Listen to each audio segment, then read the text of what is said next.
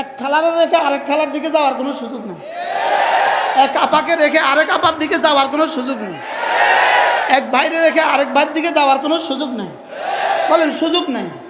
কেন সুযোগ নেই? এটা বেচা হয়ে গেছে। সুবহানাল্লাহ। এটা কি হয়ে গেছে বলেন? ইন্নাল্লাহ আশতারা মিনাল মুমিনিনা আনফুসাহুম ওয়া আমওয়ালাহুম বিআন্না লাহুমুল জান্নাহ। সুবহানাল্লাহ। দিল বেচা হয়ে গেছে, দিল বেচা হয়ে গেছে, বডিটা বেচা হয়ে গেছে, ললাটটা বেচা হয়ে গেছে, দু হাত বেচা হয়ে গেছে, আমার জান বেচা হয়ে গেছে, আমার মাল বেচা হয়ে গেছে, আমার জান আমার মাল বেচা হয়ে গেছে। সকলে বলেন আমার জান আমার মাল বিক্রি হয়ে গেছে, আমার জান আমার মাল বিক্রি হয়ে গেছে। সুবহানাল্লাহ। কিসের বিনিময়ে বিক্রি হয়ে গেছে? জান্নাতের বিনিময়ে বিক্রি হয়ে গেছে। আমি যেন বললাম রব্বুল আলামিন আমার জান আমার মাল আমি বিক্রি করেছি। বাকি স্বাভাবিকভাবে বিক্রেতার কাছে বেশি মাল থাকে, ক্রেতার কাছে অল্প মাল থাকে। ক্রেতা, আপনাদের এখানে বড় বড় গোডাউন আছে, বড় বড় থ্রি পিসের শোরুম আছে, সুতার গদি আছে, বিক্রেতার কাছে কত আছে, ক্রেতার কাছে কত আছে? বিক্রেতার কাছে বেশি থাকে না ক্রেতার কাছে বেশি থাকে? হ্যাঁ, ক্রেতার কাছে কি থাকে? ক্রেতা কোন রকমে হাওলাত বরাত করে 2 লাখ টাকা নিয়ে আসছে, কি ভাই? আর বিক্রেতার শোরুমে আছে 2 কোটি টাকার মাল। তাহলে রব আমাকে বলেছেন বিক্রেতা, নিজেকে বানিয়েছেন ক্রেতা। কেন রব নিজেকে ক্রেতা বানিয়েছেন? কেন রব আমাকে বিক্রেতা বানিয়েছেন? রব যেন বলেন শুনো, তোমার জান তোমার কাছে, তোমার মাল তোমার কাছে তো অনেক বড়, তোমার জান তোমার কাছে, তোমার মাল তোমার কাছে তো অনেক বড়, এই জন্য আমি তোমাকে বিক্রেতা বানিয়েছি। যাও, আমার জান্নাত তো আমার নেগাহে অল্প কদ্দুর, এই জন্য আমি আমাকে ক্রেতা বানিয়েছি। কি ভাই? আমাকে বিক্রেতা বানিয়ে রব আমাকে খুশি করে দিয়েছে। সুবহানাল্লাহ। বলে আমাকে কি উচিত ছিল কি বলা, তুমি বিক্রি করেছো আমি কিনছি। লেকিন আল্লাহ কি বলে, আমি কিনছি, আমি কিনছি। উচিত ছিল বলতো তুমি কিনছো আমি বেচছি। আর আল্লাহ কি কয়, তুমি বিক্রি করছো আমি কিনছি। তা আমি বললাম রব্বুল আলামিন এটা তো বিক্রিত মাল। আমার মোবাইলটা আমি ইনার কাছে বিক্রি, ধরেন কিনেন, আমি ইনার কাছে বিক্রি করেছি 5,000 টাকা। এখন মোবাইলের মালিক কে? এখন 5,000 টাকার মালিক কে? জোরে বলে না কে? 5,000 টাকার মালিক আমি, মোবাইলের মালিক কি? এখন ইনি আমাকে বললেন হুজুর মোবাইলটা আমি আপনার কাছ থেকে কিনছি, এই নেন 5,000 টাকা, তবে মোবাইলটা আপনার কাছে থাক। মোবাইল আপনার কাছে কি করুক? থাক। আচ্ছা, এবার যদি মোবাইলটা আমার কাছে থাকে, এখন কি মোবাইল এটা আমি আর ব্যবহার করতে পারবো নাকি এটা রেখে দিতে হবে? কি বলতে হবে? যদি কেউ আইসা বলে এটা আমাকে দেন, তখন আমি কি বলবো? এটা বেচা হয়ে গেছে। সুবহানাল্লাহ বলেন না? কি বলতে হবে বলেন? এটা কি হয়ে গেছে? এটা বেচা হয়ে গেছে। তাহলে আমার জান আমার মাল এখন আর কাউকে দেওয়ার সুযোগ আছে? কেন নাই? সুবহানাল্লাহ। ওয়া মা তাওফীকি ইল্লা বিল্লাহ আলাইহি তাওয়াক্কালতু ওয়া ইলাইহি উনীব। আমার পীর ও মুর্শিদ হযরত মাওলানা সুলতান আহমদ নানুপুরি রহমতুল্লাহ আলাইহি, আমি হুজুরের কাছে বায়াত হয়েছিলাম 1993 সালের 8ই এপ্রিল। সেদিন যেন আমি প্রথম মুসলমান হয়েছি। আল্লাহ তাআলা হযরতের কবরকে জান্নাতের টুকরো বানিয়ে দেন। হযরত রহমতুল্লাহ আলাই প্রায় সব বয়ান এভাবে শুরু করতেন যে আমরা এখানে ছিলাম না, আছি, থাকবো না। এ ব্যাপারে সকলেই তো একমত। বলেন আমরা ছিলাম না, আমরা আছি, আমরা থাকবো না। হযরত বলতেন আমরা ছিলাম কোথায়? আমরা ছিলাম জান্নাতে। আবার ফিরে যাব কোথায়? আবার ফিরে যাব জান্নাতে। মূলত জান্নাত আমার বাড়ি, আমার বাবার বাড়ি, আমার মারও বাড়ি, দাদারও বাড়ি, নানারও বাড়ি। মূলত জান্নাত আমাদের বাড়ি। বলেন মূলত জান্নাত আমাদের কি? বলেন মূলত জান্নাত আমাদের বাড়ি। আমরা জান্নাতেই ছিলাম, আবার ফিরে যাব জান্নাতে। জান্নাত থেকে এলাম কেন, আবার জান্নাতে যাব কেন? আল্লামা ইবনুল কাইয়িম আল জাওজিয়্যা আলাইহির রহমার একটা বিখ্যাত কিতাব আছে মাদারিজুস সালিকিন ফি তাফসীর ইহদিনাস সিরাতাল মুস্তাকিম। এই কিতাবের মধ্যে তিনি প্রায় 18টা উজুহ লিখেছেন। আল্লাহ তাআলা হযরত আদম আলাইহিস সালামকে জান্নাতে দিলেন কেন, আর জান্নাত থেকে আবার দুনিয়াতে পাঠালেন কেন? 18টা উজুহ লিখেছেন তিনি, 18টা কারণ লিখেছেন। তার মধ্যে আমার কিছু একটা দুইটা মনে আছে। আল্লামা ইবনুল কাইয়িম আল জাওজিয়্যা বলেন, আল্লাহ তাআলা জান্নাত মূলত আদম আলাইহিস সালামকে জান্নাতে নিয়েছেন কেন? জান্নাত দেখার জন্য। সুবহানাল্লাহ বলে বলেন, কেন নিলেন বলেন? জান্নাত দেখার জন্য। এজন্য জান্নাতে যে ঢুকে সে আর বের হয় না। হযরত আদম আলাইহিস সালাম জান্নাত থেকে বের হলেন কেন? যেহেতু থাকতে যাননি, দেখতে গিয়েছেন, এজন্য বের হলেন। সুবহানাল্লাহ বলে। তিনি থাকতে গিয়েছেন না দেখতে গিয়েছেন? তো দেখতে গিয়ে থেকে যায় না, দেখে চলে আসে। হযরত আদম আলাইহিস সালাম দেখতে গিয়েছেন, দেখতে। প্রশ্ন, তিনি কি দেখতে গেলেন? উত্তর, আল্লাহ তাআলা জান্নাতকে আমাদের কাছে, আমাদের জান আর আমাদের মালের বিনিময়ে আল্লাহ তাআলা জান্নাতকে আমাদের কাছে বিক্রি করে দিয়েছেন। আমার জান আমার মাল, এটা দিয়ে আমি জান্নাত কিনে ফেলেছি। আমার জান আমার মাল আমি বিক্রি করে দিয়েছি। আমার জান আমার মাল হলো বিক্রিত দ্রব্য, মাবি। আমি হলাম বায়ে, আমি হলাম বিক্রয়কারী, আর রব্বে করিম হলেন ক্রেতা। বলেন, বিক্রয়কারীকে আমি, ক্রেতাকে। বিক্রিত দ্রব্য আমার জান আমার মাল, বিক্রিত দ্রব্যটা কি? মাবি। মাবি কোনটা? জান মাল। সামান কোনটা? জান্নাত। বুঝে না? মূল্য কি? জান্নাত। দ্রব্য কি? জান মাল। বিক্রিত দ্রব্য কি? বিক্রিত মূল্য কি? জান্নাত। বিক্রয়কারীকে, বিক্রেতাকে। সুবহানাল্লাহ বলেন, মুখস্থ করেন। আমার জান আমার মাল, বিক্রিত দ্রব্য, আমি বিক্রয়কারী, আল্লাহ ক্রেতা, জান্নাত মূল্য। এবার বুঝে থাকলে বলুন তো দেখি, আমি কি জান্নাত দেখছি? তো কিসের বিনিময়ে আমি আমার জান মাল বিক্রি করে দিতাম? কিসের বিনিময়ে আমার জান আমার মাল আমি বিক্রি করে দিতাম? আমি তো জান্নাত দেখি নাই। তো রব্বে করিম যেন বলেন, তোমাকে দেখতে হবে না, খেয়ারে রুয়ত সাকেত হয় আব্বার দেখার দ্বারা। তোমাকে দেখতে হবে না, তোমার আব্বা দেখে আসছে। কি হয়? বুঝে থাকলে বলুন তো দেখি, আব্বাকে জান্নাত দেখতে দিলেন কেন? উত্তর না।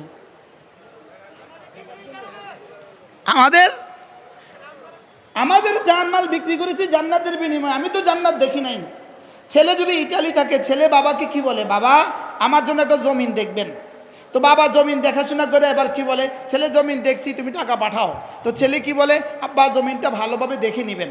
তো বাবা বলে, জি আমি সব দেখছি, আরএস বিএস সব দেখছি, জমিনের অবস্থান দেখছি, সব দেখছি, সরে জমিনেও দেখছি, আরএসও দেখছি, বিএসও দেখছি, সব দেখছি। তো ছেলে কি বলে? আব্বা দ্যাটস ওকে, আপনার দেখা আমার দেখা, আপনার দেখা আমার দেখা। তো আমি বললাম, আল্লাহ আমার জান আমার মাল আমি বিক্রি করে দিয়েছি জান্নাতের বিনিময়ে, আমি তো জান্নাত দেখি নাই। আব্বা বলে, তোর আব্বা, আল্লাহ বলে, তোর আব্বা দেখছে। কে দেখছে বলেন? তোমার আব্বা আদম আলাইহিস সালামকে, তোমার আম্মা হাওয়া আলাইহিস সালামকে আমি জান্নাতে নিয়ে জান্নাত দেখিয়ে দিয়েছি। আব্বার দেখা ছেলের দেখা, এজন্য হেদায়ের মধ্যে আছে আব্বার দেখা দ্বারা ছেলের দেখা আর রুয়ত সাকেত হয়। সুবহানাল্লাহ বলেন।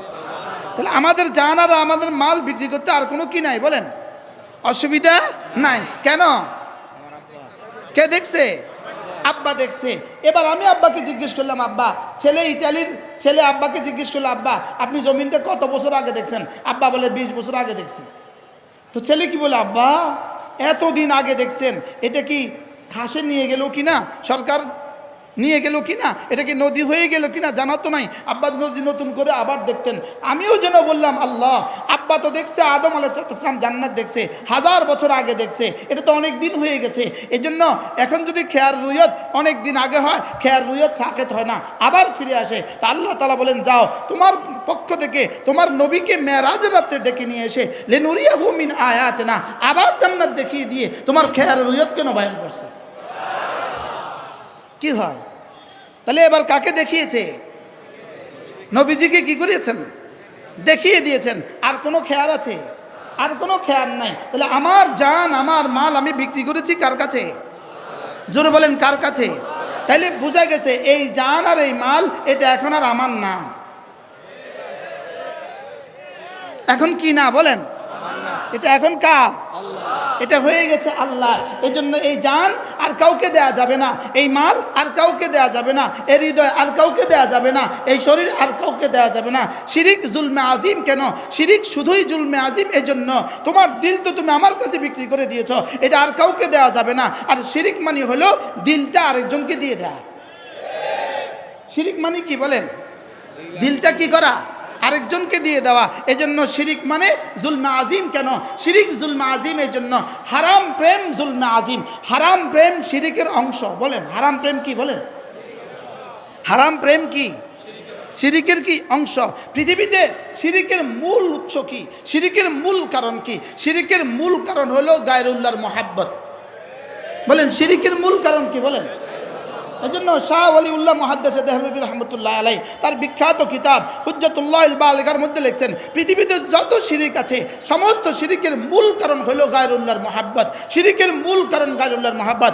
বাংলাদেশে যত বাতিল ফিরকা আছে সমস্ত বাতিল ফিরকার মূল কারণ হলো গায়রুল্লাহর মহাব্বত। সমস্ত বাতিল ফিরকা মূল কারণ গায়রুল্লাহর মহাব্বত। আট্রসি কেন? গায়রুল্লাহর মহাব্বত। সুরেশ্বরী কেন? গায়রুল্লাহর মহাব্বত। কাদিয়ানি কেন? গায়রুল্লাহর মহাব্বত। সাদিয়ানি কেন? গায়রুল্লাহর মহাব্বত। কেন কেন বলেন কেন? গায়রুল্লাহর মহাব্বত। গায়রুল্লাহর মহাব্বত যেমন কাদিয়ানীদেরকে কাদিয়ানি বানিয়ে ফেলেছে, গায়রুল্লাহর মহাব্বত যেমন রেজবিদেরকে রেজবি বানিয়েছে, গায়রুল্লাহর মহাব্বত যেমন এদেরকেও আগামী 2-4 বছর পরে এরাও পৃথিবীতে ভিন্ন এক বাতিল ফিরকা হয়ে জীবনযাপন করবে, শুধুই গায়রুল্লাহর মহাব্বত। শুধু কোন কারণে? বলেন গায়রুল্লাহর মহাব্বত। আবার বলেন পৃথিবীর সমস্ত বাতিলের উৎস কি? প্রধান কারণ কি? গায়রুল্লাহর মহাব্বত। শিরিক কেন? গায়রুল্লাহর মহাব্বত। হিন্দু কোত্থেকে? গায়রুল্লাহর মহাব্বত থেকে। ইহুদি কোত্থেকে? গায়রুল্লাহর মহাব্বত থেকে। নাসারা কোত্থেকে? গায়রুল্লাহর মহাব্বত থেকে। সমস্ত বাতিলের উৎস গায়রুল্লাহর মহাব্বত।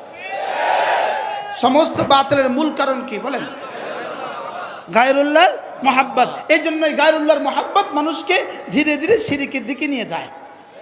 কোন দিকে নিয়ে যায়? বলেন পুরো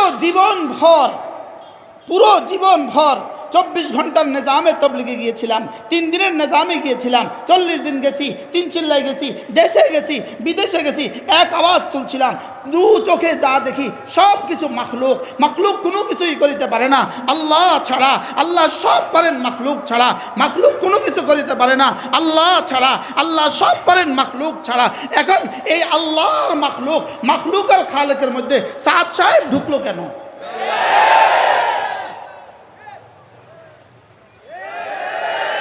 কি বলছি বলেন? এটা মাঝে সাত সাপ ঢুকলো কেন? সাত সাপ না হলে ইস্তেমা হবে না। তিনি কি খালেক না মাখলুক? বুঝেন না মনে হয়। স্টেজে যারা আছেন আপনারাও কি বুঝছেন? তিনি খালেক না মাখলুক?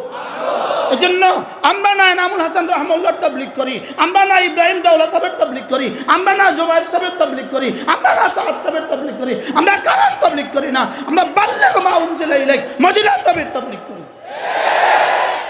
যদি জুবাইর সাহেব মারা যায় আমাদের তাবলীগের কিছু হবে না। হযরত মাওলানা ইলিয়াস রহমাতুল্লাহ চলে গেছেন, তাবলীগের কিছু হয় নাই। হযরত মাওলানা ইউসুফ সাহেব রহমাতুল্লাহ চলে গেছেন, তাবলীগের কিছু হয় নাই। হযরত মাওলানা এনামুল হাসান সাহেব চলে গেছেন, তাবলীগের কিছু হয় নাই। হযরত মাওলানা জুবাইর সাহেব চলে গেছেন, নিজামউদ্দিনের জুবাইর সাহেব চলে গেছেন, তাবলীগের কিছু হয় নাই। সাদ সাহেব যদি চলে যায় তাবলীগের কিছু হবে না। কি ভাই? তাহলে এখান থেকে শিরিক ঢুকবে, মনে রাখবেন। এখান থেকে কি ঢুকবে বলেন?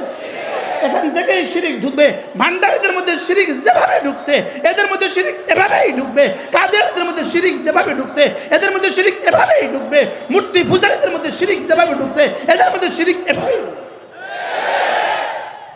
কি ভাই, দু চোখে যা কিছু দেখি সব কি সাত সব কি?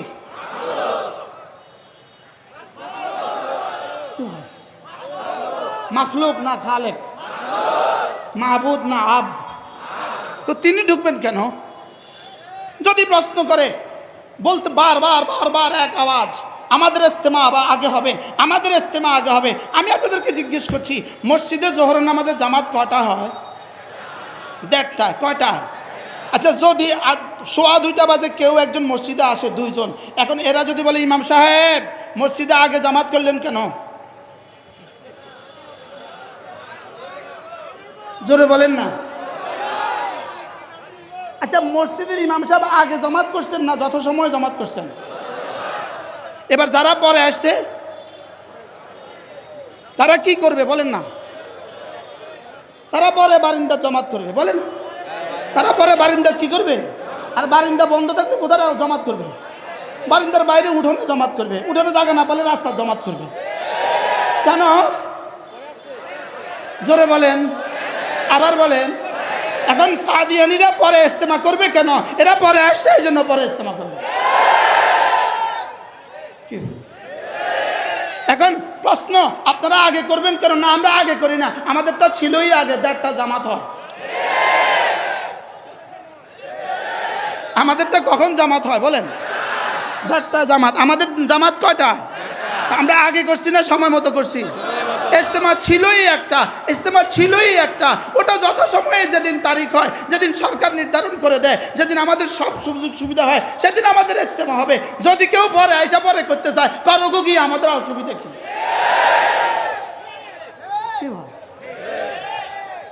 কি ভাই, তাহলে ইস্তেমা আগে হবে না পরে হবে? আমাদেরটা আবার ওটা আগে হবে। আমাদেরটা কখন হবে বলেন? আর যারা পরে আসছে তারা পরে করুক গিয়ে, আমাদের অসুবিধা কি? তারা পরে করলে আমাদের কোনো সমস্যা আছে? এদেশে কত সংখ্যালঘুরাই কত কিছু করে,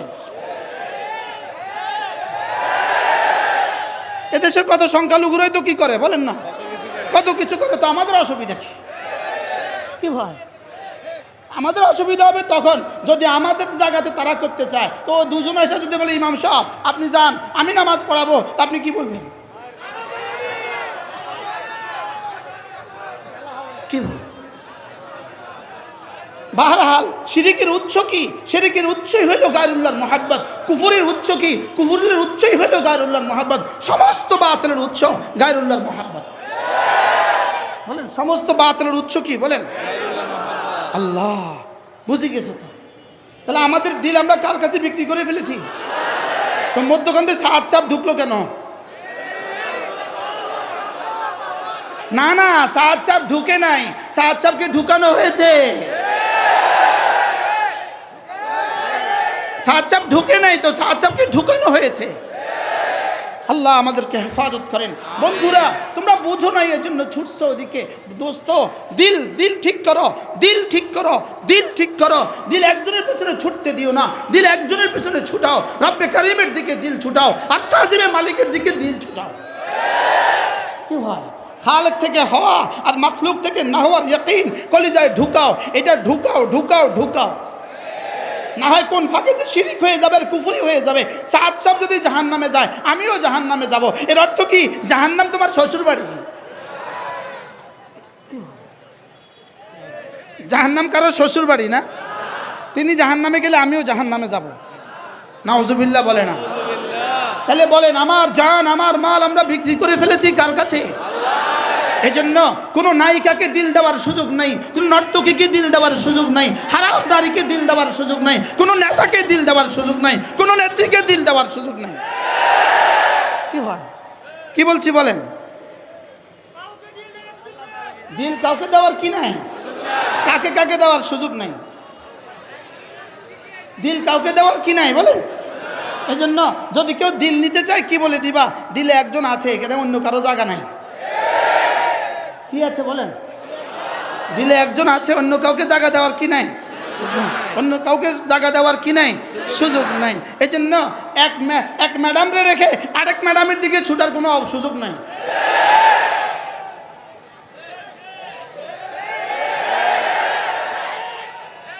এক খালারে রেখে আরেক খালার দিকে যাওয়ার কোনো সুযোগ নেই।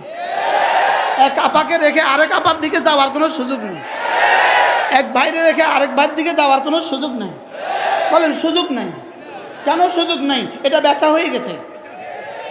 সুবহানাল্লাহ, এটা কি হয়ে গেছে বলেন? ইন্নাল্লাহ আশতারা মিনাল মুমিনিনা আনফুসাহুম ওয়া আমওয়ালাহুম বিআন্না লাহুমুল জান্নাহ। সুবহানাল্লাহ, দিল বেচা হয়ে গেছে, দিল বেচা হয়ে গেছে, বডিটা বেচা হয়ে গেছে, ললাটটা বেচা হয়ে গেছে, দু হাত বেচা হয়ে গেছে, আমার জান বেচা হয়ে গেছে, আমার মাল বেচা হয়ে গেছে, আমার জান আমার মাল বেচা হয়ে গেছে। সকলে বলেন আমার জান আমার মাল বিক্রি হয়ে গেছে, আমার জান আমার মাল বিক্রি হয়ে গেছে। সুবহানাল্লাহ, কিসের বিনিময়ে বিক্রি হয়ে গেছে? জান্নাতের বিনিময়ে বিক্রি হয়ে গেছে। আমি যেন বললাম রব্বুল আলামিন আমার জান আমার মাল আমি বিক্রি করেছি।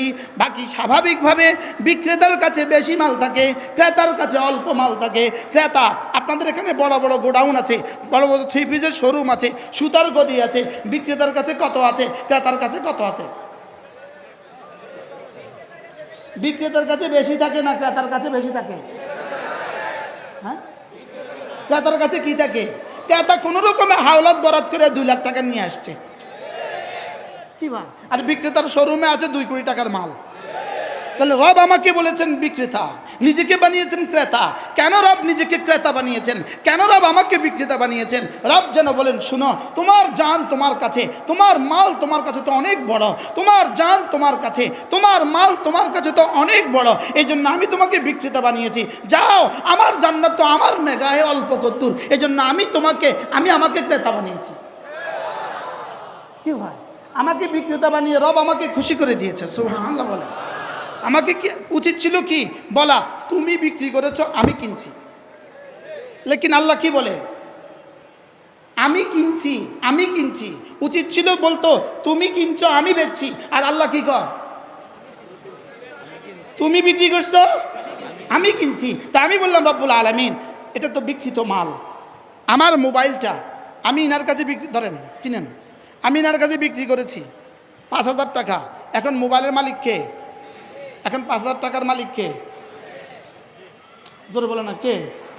5,000 টাকার মালিক আমি, মোবাইলের মালিক কি?